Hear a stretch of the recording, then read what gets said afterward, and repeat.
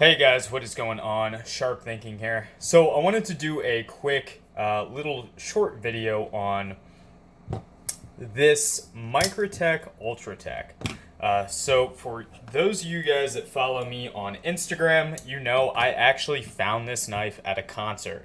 I sent it into Microtech and they sent it back after doing some warranty work on it. And as I suspected, it is real. It has a serial number, a date. The Microtech logo looks good to me. The satin finish looks identical to the one, well, this one's all messed up because I think the guy that owned this did not know how to sharpen. But for the parts of the satin that are largely untouched, it looks identical to my LUDT and other satins I've seen from Microtech. And overall, it just felt like a Microtech. So yeah, I don't know. I think it's a cool knife overall.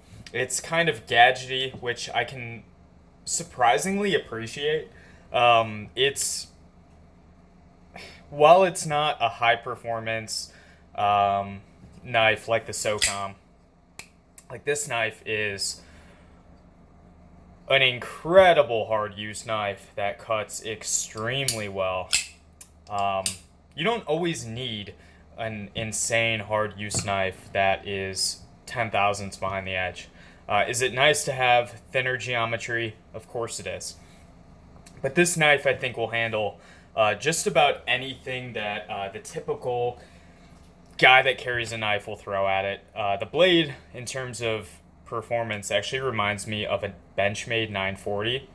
So really not too bad all in all. But we're going to talk about that in a sec. Let's start off with the size comparison. Here it is against a Hinderer FireTac and a Hinderer XM18. There's that. Let's get some Chris Reeves in here. Here we have the Umnumzon and the Sabenza 21. Hopefully I don't drop anything in this video. That would be a damn shame. The Microtech Sigil and the Microtech Stitch. What else? The Microtech LUDT. Pretty similar in overall length if you don't include the glass breaker. Here's the Benchmade Anthem. And we'll just do the military and the SOCOM and call it a day. So yeah, kind of a ideal EDC size, at least for an OTF, I think. I think that's why it's so popular. I think most people, when picking out an EDC knife, go for around a 3.5-inch blade or 3.25, somewhere around there. So yeah, I guess we'll talk about the blade first. These are offered in M390 204P. Those are the same steel. They're analog steels. They're fine. Microtech does not do a great job with their heat treat on those, but they work. It's okay. They're fine steels. They're also offered in LMAX, I believe. I have not personally handled one in LMAX, but I know that they are. Let's talk about the blade shape. Overall, I do like the blade shape. It being an OTF, it has a couple of disadvantages, and that is that the blade has to retract into this handle, so it can't be wider than the handle. Now, you're not oftentimes going to find a knife that has a blade wider than the handle. This is an example, the Stitch. It's not a very common thing to see. However, this one is much more narrow than the handle. So, what comes along with that is this flat grind right here is extremely steep, and the blade stock thickness looks to be about 3, maybe 4 millimeters thick. Looks like 4. So you have a very abrupt flat grind. Now, a couple of problems with that are, one, geometry is not going to be great. This knife is not ground super thin behind the edge like all my other Microtechs are. So number one problem is cutting performance, and two, as you sharpen this, the bevel will get wider and wider, which is the case with all knives that are flat ground, whether it be the military or, you know, this fire tack right here. That always happens with a flat grind, and eventually it happens with a hollow grind. However, with this grind being so steep, it's going to happen pretty quickly. Now, if it's just a light user, sort of utility blade for cracking open a box, cutting tape, string, whatever, which this is how I use this knife. I'm not breaking down large boxes and cutting them up into tiny little confetti-sized pieces of cardboard. It's just not what the knife is for. For me, this is more of like a, you know, carry around the house, light EDC type task knife. Now, in that application, I think it's fine. I think most guys aren't really even going to notice. Like, a lot of non-knife guys actually own these, and they don't really perceive the differences in cutting performance or a lot of the quality differences. Not that this is not a high quality knife. It's a very, very nice knife, but it's not perfect. And I guess we'll talk about that right now because we're on the blade. So this has up and down play and side to side. I've heard that that is necessary for a out the front knife. However, looking at the G&G Hawk design, which of course is a $1,000 knife, $1,000 plus knife, I should say. That knife allegedly does not have play, and a lot of the Guardian tactical knives I've handled have less play than this.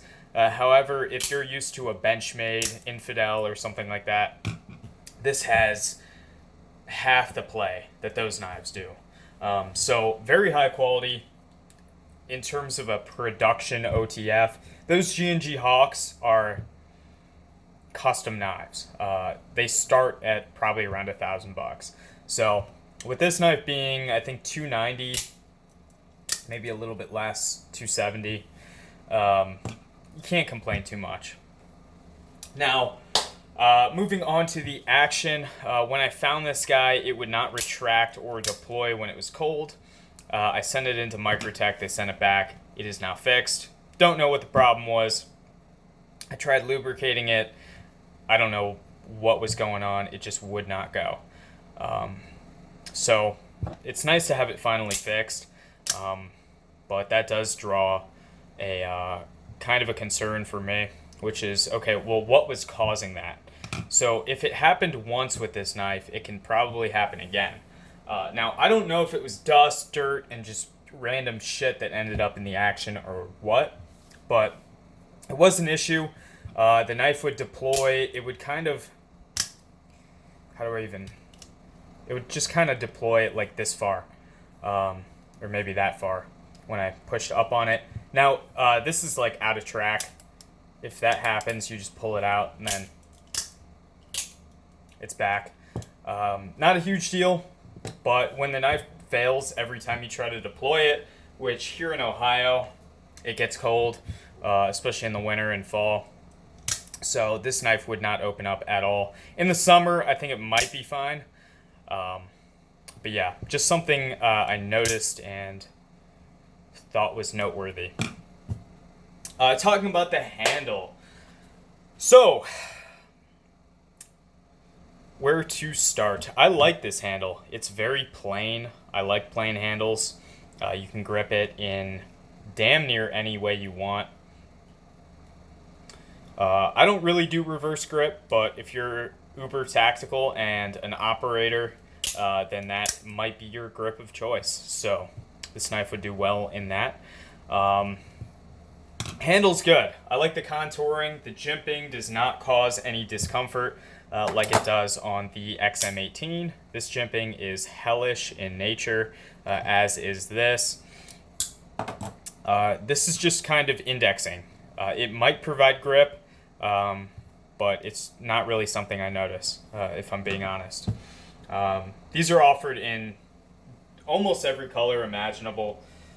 Red, blue, green, tan, gold, basically whatever. So if you don't like this color, pick your favorite.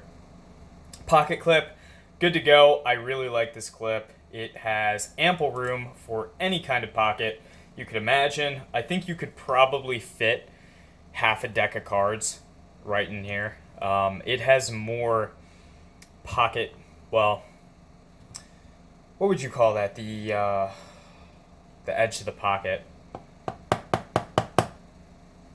God, I'm so tired. I don't even know. But you could fit the widest pocket imaginable in this little spot right here. So it's good to go. I like the double retention. Some of my favorite clips ever are the Microtech double retention clips. Where is my stitch? Here it is. This clip is just amazing. You're definitely not going to lose your knife. With that, kind of reminds me of the Chris Reeve clip as well. So clip is good to go. These do move back and forth, which you can see there's some wear going on either side of the clip. That is not a big deal for me. If you don't like wear on your knives, then it might be for you. Deployment button looks really nice. I always loved the way they did these. It's just really cool. The pattern, I think it is aluminum.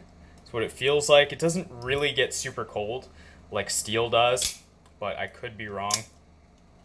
Now, deploying these is pretty simple. I know that some people think it takes a lot of force. I do not think it does. Yeah, pretty easy. A lot of take up, so it won't go off in your pocket, and that is, I would say, almost guaranteed. I've never in a million years heard of one of these going off in someone's pocket. Maybe it has, but I don't know. If you know of that happening, please post a link and tell me what happened. Or just if it happened to you, let me know. Yeah, I like it. Another thing about the handle I like, I'm getting distracted now, is it's narrow in the pocket. So let me show you some examples of knives that are similar to that. These are kind of more narrow in the pocket. Now, I didn't always care about that, but I broke my phone screen once, actually. I had a knife that was almost as wide as this stitch in my pocket. I think it was a Manix 2. And the corner of the knife hit my phone screen, cracked it, and that was that. I had to get a new phone. This knife will not do that. I always carry a knife in my phone pocket, which is my front right. I know a lot of knife guys do not do that, but I don't know. Doesn't make a difference to me. So yeah, definitely nice. It doesn't hurt your hand going in and out of the pocket at all. It's just overall a nice little like EDC utility knife. Now, it's not going to offer the same cutting performance and edge retention and durability as knives like this. And it's not me slamming Microtech. I'm showing you knives from Microtech that offer much better performance in terms of cutting. These two stand out to me specifically. But it is cooler for most people. Non-knife guys love OTFs. They ask you all kinds of questions. It's ridiculous, honestly. It's almost annoying, but, I don't know. If you're into guns, you probably like this knife. I'm on a huge gun kick, and I've noticed that half of the guys I meet in gun shops have either Benchmades or one version of this knife, whether it be the UTX 85 or the Ultratech. And between those two, I think I mentioned it earlier in the video, I prefer this 10 times out of 10 over the UTX 85. But yeah, I thought I would just make a quick video talking about it. It wasn't so quick. Looks like we're at 15 minutes now. But yeah, that's kind of how it goes. Oh, the glass breaker. So these actually work really well. I've seen videos done by my boy Mark. What is his Instagram? I can't remember. I'll have to link it. But he is an avid SOCOM collector. And I saw a video on his page, I think it was his page, where he was breaking industrial, like super thick glass. I don't know why, but I saw him do it. Took like 2 hits, and that big, thick sheet of glass just broke. I've seen these demonstrated on car windows and whatnot. Is it super important for me? No. But in my opinion, especially on the SOCOM and a knife like this, it's not sharp, it's not in the way, it's not detracting from the knife. So if you want to throw it on there, cool, I'll take it. Maybe one day it will come in handy. And I know that the target market for these knives, they're much more likely to need that than I am. But yeah, guys, that is about all I have to say on that. Trying to think if there's anything else I can say. Yeah, I think that's it. Yeah, thank you all for watching. I appreciate you guys, and I will see you in the next video. By the way, little preview, it is going to be on this fire tack. This was sent to me by Kenny from In the Pocket. I let him borrow this for a while, so he said, hey, I'm shipping it back, anything you want to check out, and this immediately came to my mind. So major shout out to Kenny over at In the Pocket, and once again, thank you guys so much for watching. More to come. Bye.